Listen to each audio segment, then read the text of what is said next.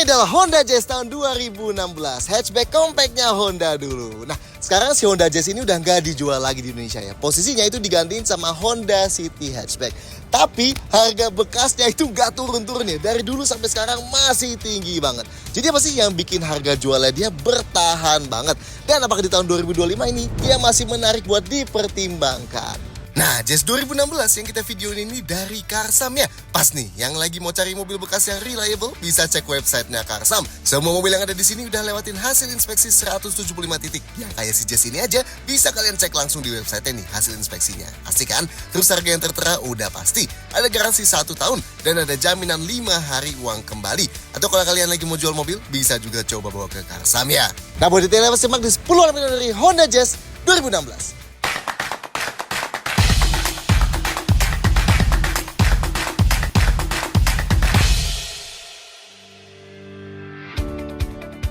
Satu, Jazz generasi ketiga. Oke, sejarah singkat, Honda Jazz yang kalian lihat ini adalah Jazz generasi ketiga. Nah, buat mengingatkan, Jazz masuk ke Indonesia secara resmi dari generasi pertamanya di tahun 2003 ya. Generasi keduanya masuk di tahun 2008 dan generasi ketiganya di tahun 2014. Sebelum akhirnya penjualannya dihentikan di Indonesia di akhir 2021 dan posisi compact hatchbacknya diganti sama City hatchback ya. Tapi perlu diingat, Jazz generasi keempat masih terus diproduksi di Jepang ya hingga saat ini, tapi nggak masuk Indonesia aja. Nah, Jazz yang generasi ketiga ini punya kode bodi GK. Dan yang masuk Indonesia, kode lebih spesifiknya disebut GK5. Makanya kalau kalian ketemu beberapa pecinta Honda, lebih sering nyebut Jazz generasi ketiga ini Jazz GK5 ya. Dan Jazz GK5 ini juga ada beberapa versi. Yang pertama diluncurkan kayak gini dari tahun 2014 sampai 2016. Di tahun 2016 dikasih minor improvement kayak gini. Yes, yang kayak lagi kita videoin ya. Dan di tahun 2017 dapat facelift besar ya. Jadi kayak gini yang terakhir. 2. Varian dan kisaran harga. Varian Jazz generasi ketiga ini, waktu meluncur di tahun 2014, pertama tersedia dalam 3 varian ya.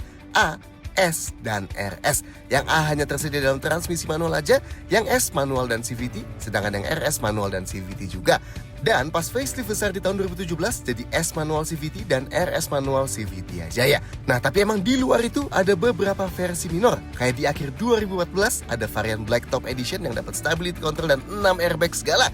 Atau ada juga Jazz RS CVT Special Edition di tahun 2016 yang dapat grill merah, velg hitam, dan jok kulit sintetis. Mungkin ada beberapa lagi, kalian bisa sampein di kolom komentar lah ya kalau ingat. Buat kisaran harganya, Jazz 2014 sampai 2015 berkisar dari 150 sampai 170 jutaan. Jazz 2016 minor facelift dari 160 sampai 170 jutaan. Dan Jazz 2017 sampai 2021 berkisar dari 170 sampai 220 jutaan. Dan ada beberapa unit kilometer rendah tahun terakhir yang harganya masih di 250 jutaan. Tinggi juga ya. Unit yang kita videoin ini Jazz RS CVT tahun 2016 dan di Karsam harganya dipasang di 190 juta. Masih cukup tinggi emang, tapi emang kilometernya masih termasuk rendah ya buat mobil yang umurnya hampir 10 tahun. Masih 50 ribuan kilometer. Tapi gimana? Menurut kalian lebih worth it ambil Jazz lama gini atau ambil Brio baru?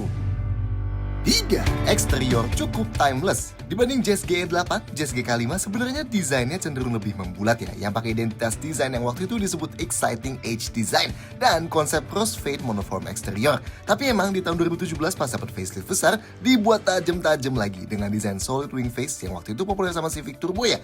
Nah, meskipun kebanyakan orang Indonesia sebenarnya bakal lebih suka yang si model facelift yang tajam-tajam itu, tapi yang pre-facelift ini sebenarnya bentuknya kelihatan lebih timeless ya, kayak masih belum kemakan waktu aja gitu sampai sekarang. Dimensinya pun luar biasa compact ya, panjangnya nggak sampai 4 meter. Coba bandingin sama City hatchback yang 4,3 meter atau Yaris di masanya yang 4,1 meteran. Tapi justru ini juga yang bikin packagingnya kerasa lebih pinter karena dimensinya super compact tapi ruang kabinnya bisa kerasa lega.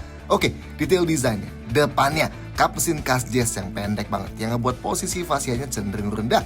Grillnya yang hitam gloss dibuat nyambung ke lampunya, plus ada emblem Ares di kanan emblem Hondanya buat penanda varian Ares ini. Dan lampunya yang lama ini kombinasi proyektor dan reflektor bulat yang di sampingnya. Oh, dan list chrome di bawah grillnya juga belum dibuat tembus ke lampu ya, kayak yang di versi faceliftnya. Bumper bawahnya juga cenderung menekuk masuk ya, belum nonjol-nonjol tajam keluar gitu kayak yang di versi facelift. Dan di kiri kanannya ada housing fog lamp plus lampu kecil vertikalnya ya. Detail lampu depannya belum ada DRL, lampu kecilnya LED vertikal yang di bawah, lampu besarnya proyektor LED, lampu jauhnya halogen di sampingnya, lampu seinnya halogen dan ada fog lamp halogen.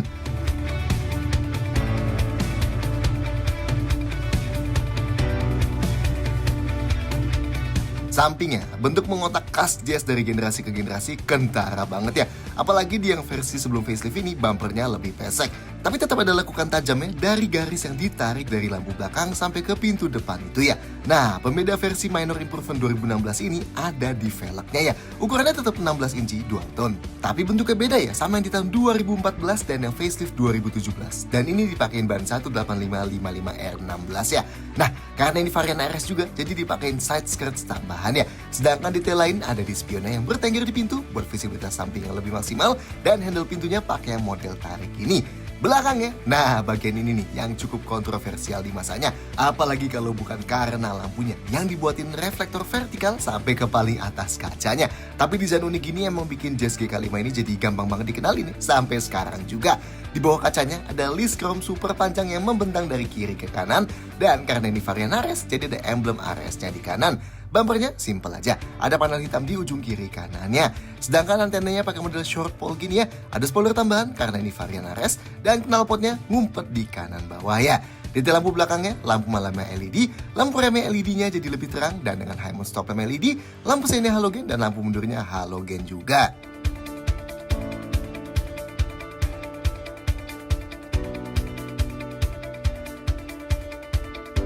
4. Interior terasa lega.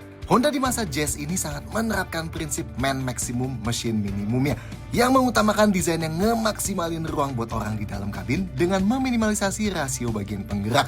Misalnya, sentuhan pintar kayak fuel tank yang ditaruh di bawah jok depan, dan ini ngebuat bagian bawah jok belakangnya jadi kosong ya. Jadi pas diangkat bagian bawah joknya, kita jadi bisa masukin barang yang super tinggi. Nah, ini salah satu konfigurasi dari Magic Seat ya. Konfigurasi lainnya ada juga kalau jok depan dilipat rata ke jok belakang dan bikin jadi bisa tempat rebahan gini. Dan ada juga yang bisa bikin masukin barang super panjang. Nanti detailnya kita tunjukin di nomor konfigurasi jok sama bagasi deh ya. Oke, dashboardnya. Yes, meskipun udah 10 tahun lebih, tapi bentuk ini masih familiar ya. Apalagi alasannya kalau bukan karena bentuk yang cenderung mirip, masih dipakai juga di Brio sampai sekarang ya kan. Bentuknya asimetris ya kiri dan kanan. Yang sebelah kiri dibuat panel lapis kulit empuk yang di samping ventilasi AC dan di bagian bawahnya juga. Not bad ya, cukup jarang di kelasnya waktu itu ada bahan soft touch gini. Dan yang di tengah plus yang sebelah kanan kayak dibuat fokus ke sisi drivernya ya. Tapi emang di yang minor improvement ini terkesan kurang rapi ya, karena head unitnya yang modelnya nongol keluar ini, dan kontrol AC yang masih manual ya pakai knob. Setirnya di lapis kulit yang di varian RS, dan dome instrument clusternya pun dibuat ketiga dimensian banget khas Honda di masanya. Varian RS juga ada laci konsol tengah gini di antara kedua joknya dibanding varian bawahnya yang kompartemen terbuka aja. Pintunya sederhana aja ya, nggak terlalu banyak lekukanannya. Semua bahannya dari atas sampai bawah juga plastik, kecuali yang di tengah sini ya, ada lapisan kain yang pakai motif mirip joknya. Begitu juga pintu belakangnya, sama persis kayak yang di depan. Yang bukan plastik cuma yang tengah aja, yang ada lapisan kainnya. Joknya, jok depannya kayak gini. Belum pakai yang model support pundak tinggi kayak di City Hatchback sekarang emang. Tapi bentuk overallnya kelihatan cukup lebar dengan support punggung yang lumayan besar ya. Dan pakai bahan kain yang ada motif uniknya gini. Sedangkan ini jok belakangnya. Kelihatan sederhana emang dengan hanya headrest di kiri dan di kanan. Tapi kalau dilihat lekukan joknya cukup besar ya. Dan konturnya lebih memeluk penumpang kiri dan kanannya dibanding kebanyakan hatchback sekelas ini. Detail lainnya di dalam, lampu kabinnya di depan ada 2 halogen gini. Dan di belakang ada 1 lagi ya halogen juga. Sun visornya yang kanan ada card holdernya di luar. Dan dua-duanya ada kaca yang ada penutupnya gini tapi tanpa lampu ya. Pegangan tangan plafonnya yang depan hanya ada di sisi penumpang aja, yang di driver nggak ada. Yang di belakang, sebelah kanannya selain pegangan tangan mau dilipat gini, ada gantungan bajunya juga. Sedangkan yang kiri nggak ada gantungannya ya. Di belakang belum ada ventilasi AC, tapi ini masih wajar ya, kayak kebanyakan mobil sekelasnya di masanya. Dan spion tengahnya pakai model day and night manual ya, alias kalau silau tinggal dicetekin aja. Tapi gimana rasanya duduk di dalam sini? 5. Konfigurasi jok. Kayak City Hatchback, Jazz juga ada konfigurasi Magic Seat, yang artinya kalau headrest jok depan dilepas, dimajuin mentok dan direbahin maksimal, nanti joknya bisa rata sama jok belakangnya dan bikin kita jadi bisa duduk santai gini ya. Nice lah ya buat mobil yang dimensinya di bawah 4 meter. Oke, duduk biasa ya. Buat masuk ke depan, buka pintunya cukup berat, meski lebih kayak berat di engselnya sih ya dibanding pintunya yang berat gitu. Sudut bukanya lebar ya, dan apa ke dalamnya gampang nih, kasnya hatchback gini termasuk rendah.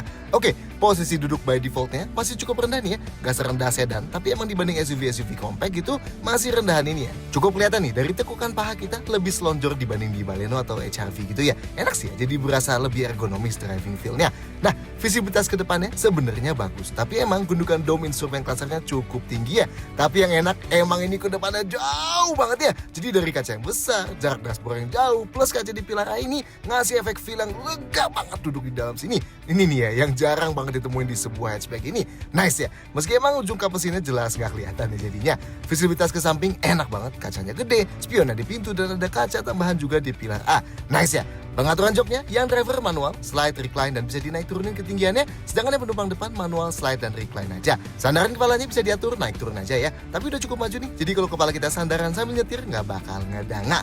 Ruang kepalanya sangat lega ya, mantap. Di tengah ada armrest yang cukup empuk dilapis kain. Yang sisi driver ini cukup panjang tapi emang agak rendah ya buat pegang setir sambil sandaran tangan gitu. Yang di pintu nggak dilapis apa-apa ya sandaran tangannya, jadi keras plastik aja. Seatbeltnya bisa diatur naik turun, setirnya selain tilt bisa teleskopik juga, dan termasuk jauh ya jaraknya dari dashboard. Oke lah. Dan buat sandaran kaki kiri driver ada gundukan plus pad plastik kecil. Sekarang kita ke belakang. Pintu belakangnya jauh lebih ringan dibanding yang depannya. Sayang nih, agak ngasih kesan murah ya pas buka tutup pintunya. Tapi emang yang enak, sudut bukanya lebar banget ya, kayak hampir 90 derajat. Atapnya sebenarnya nggak turun-turun banget, tapi karena ini emang mobil kecil juga, jadi pas masuk kepala kita perlu sedikit nunduk ya.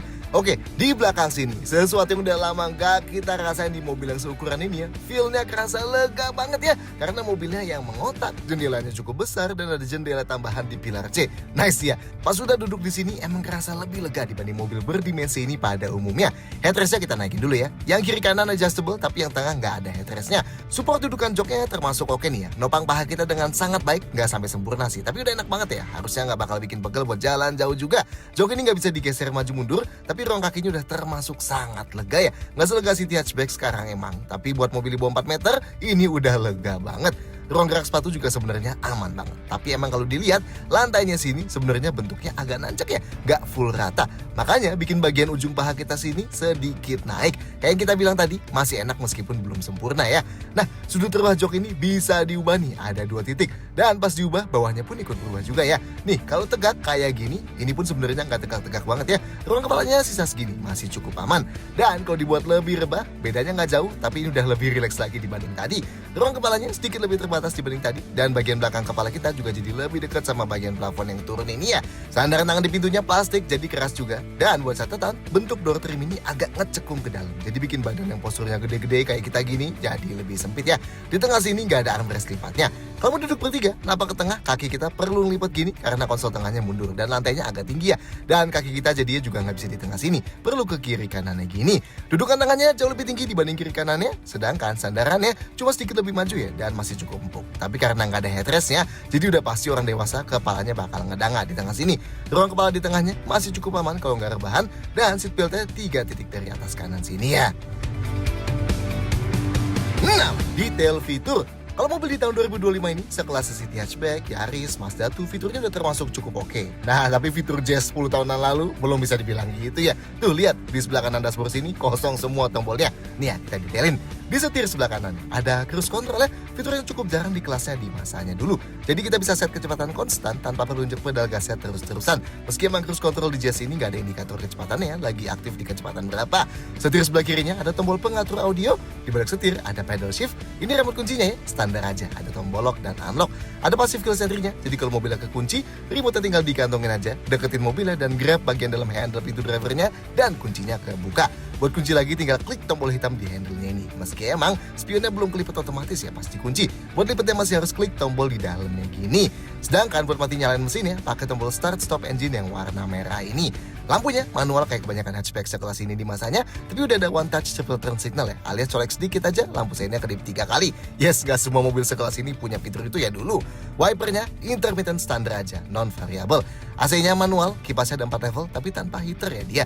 Buat area anginnya komplit ada ke kaki sama ke atas juga, yang artinya ada buat defrost kaca depan dan ada defogger kaca belakang juga. Instrumen clusternya full manual dengan MID digital di kanan dan layar indikator gigi di kiri. Buat ganti info yang di MID, pakai tuas kecil di atas atas sini ya. Infonya ada odometer dan trimeter A, sisa jarak berkendara dan trip A, konsumsi BBM rata-rata dari trip A, trip meter B dan konsumsi BBM rata-ratanya, dan ada buat atur jam ya, atur ke 24 jam, 12 jam atau dimatiin juga bisa. Tuas di atas ini juga bisa diputar-putar buat atur brightness ya, kalau lampu mobilnya lagi dinyalain.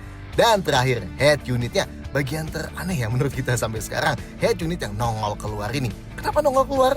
Well, kebanyakan mobil di zamannya punya frame yang paling mentok dimasukin head unit 7 inci gitu ya, paling gede. Jadi di kala itu, pas Honda Indonesia mau coba ngasih layar lebih gede, mereka bikinin solusi nongol keluar gini. Jadi bisa masuk head unit 8 inci. Dan ini baru ada di Jazz Minor Improvement 2016 ini ya.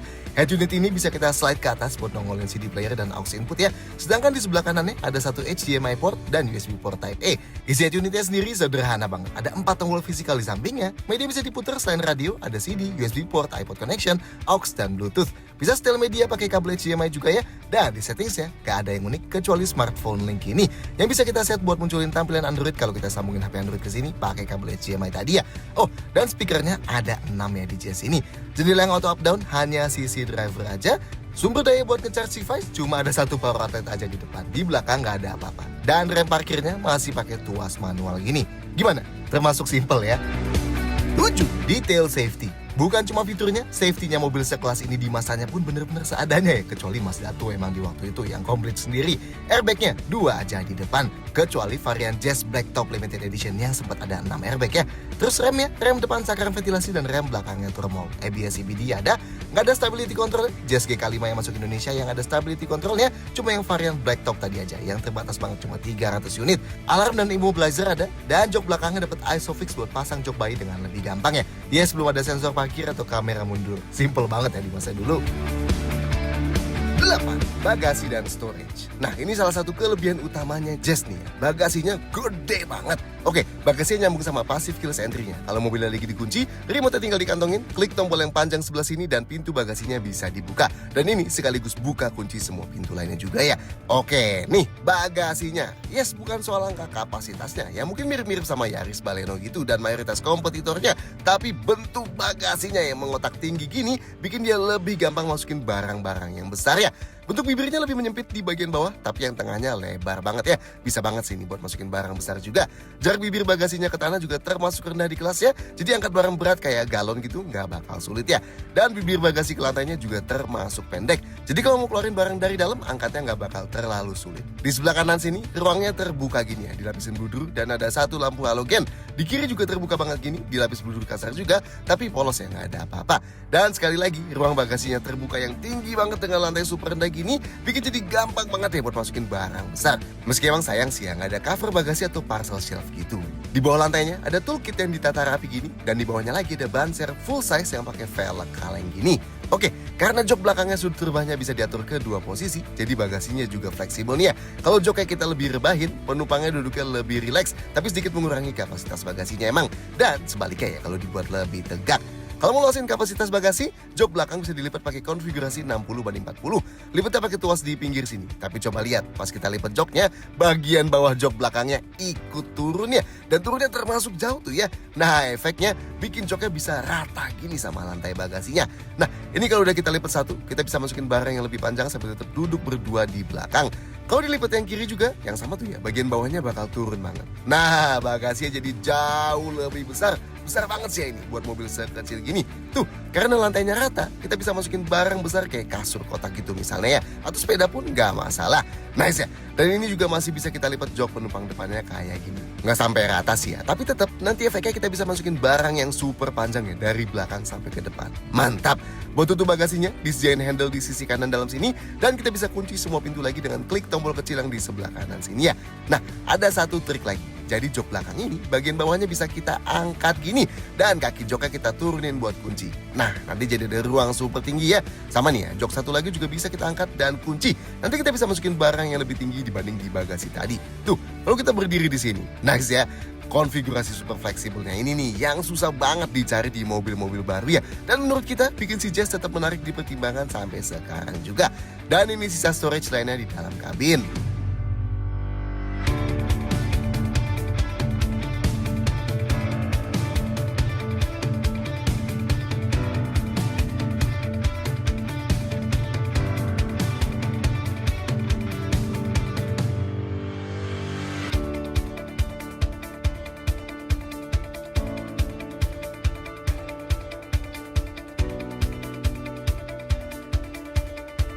9. Mesin dan transmisi. Jazz pakai mesin 1500cc SOHC. Yes, keluarga mesin L15 ini emang dulu banyaknya SOHC ya. Belum DOHC kayak yang baru-baru. Kode mesinnya L15Z1 dan tenaganya 118 HP atau 120 PS dan torsinya 145 Nm. Yes, sampai sekarang pun sebenarnya angka torsi dan tenaga ini termasuk cukup tinggi buat di kelasnya ya. Transmisinya manual 5 percepatan, sedangkan yang otomatis CVT. Kalau kita masukin ke gigi S, kita bisa simulasi perpindahan gigi 7 percepatan dengan pedal shift di balik setirnya ini. Nice ya, di zamannya jarang banget yang bisa begini. Belum ada mode perkendaraan normal sih emang di masanya. Meskipun di Jazz Global di masanya ada mode Icon ya, dan di City Sedan di kala itu juga ada mode Icon. Kita nggak cobain akselerasi unit yang ini, tapi kita sempat coba yang Jazz Facelift 2017 dan akselerasi 0-100 km per jamnya termasuk sangat kencang di kelasnya ya. Hanya butuh 10,2 detik aja, bahkan dibanding City Hatchback sekarang sekalipun. Dan kayak setiap kompetitornya, Jazz juga berpenggerak roda depannya. 10. Detail-detail lain. Kayak City Hatchback sekarang, Honda Jazz GK5 ini juga dirakit lokal ya. Bensinnya ada keterangan di kap bensinnya nih, minimal pakai bensin dengan RON 91. Artinya di sini bisa pakai RON 92 ya, kayak Pertamax, Shell Super, atau BP 92 gitu. Sedangkan pajak per tahunnya tergantung ambil Jazz GK5 yang tahun berapa dan varian apa ya. Tahun 2014 misalnya, pajaknya dari 2,7 jutaan sampai 3,7 jutaan tergantung varian. Yang tahun 2016 ini dari 3 jutaan sampai 4 jutaan tergantung varian. Dan yang tahun terakhir banget, Jazz 2021, pajaknya dari 3,8 jutaan sampai 4,5 jutaan tergantung varian. So, gimana menurut kalian soal Honda Jazz 2016 ini? Silahkan sampaikan komentar di bawah. Klik like dan jangan lupa subscribe. See you next time.